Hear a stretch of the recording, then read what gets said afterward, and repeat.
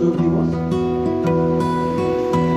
আজকের অনুষ্ঠানে উপস্থিত সম্মানীয় অতিথি এবং আমাদের বিদ্যালয়ের সহপ্রধানাচার্য এবং আমার সহপ্রতিনিধি এবং আমার স্নেহ ভাই এবং বোনদের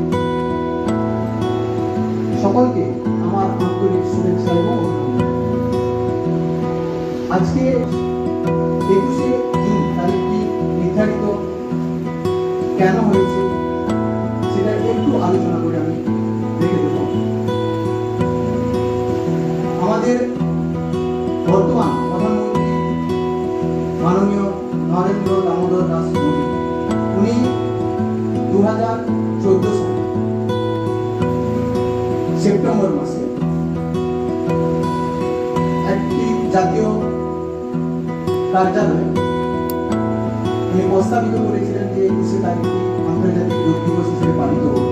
তারপর থেকেই 2015 সাল থেকে 21শে জুন তারিখটি আন্তর্জাতিক যোগ দিবস হিসাবে পালিত হয়েছে। যাই হোক, এই আন্তর্জাতিক যোগ দিবস বর্তমান আমাদের শরীর এবং মনকে সুস্থ, এই যোগ আমাদের শরীর এবং মনকে সুস্থ। যোগ আসন এবং প্রাণায়াম এই দুটো প্রধান উপাদান।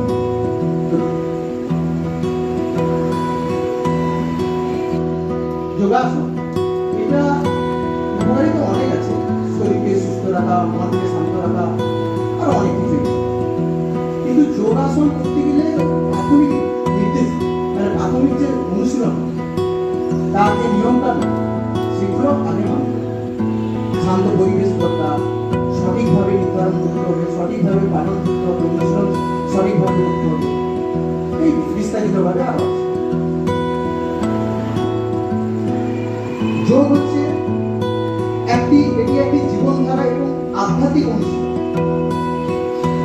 এটি শরীর, মন এবং আত্মা, বিশেষ করে আমাদের সুস্থ এবং জীবনযাপন ধারণ করতে সহযোগিতা। এই যোগ অনেকে অনেক কথা বলেছেন যোগ সম্পর্কে, তার মধ্যে একটি কথা বলছি। যোগ is a light which one sleep will never dim. The better your practice, the brighter your day. যোগ হলো একটি আলো যা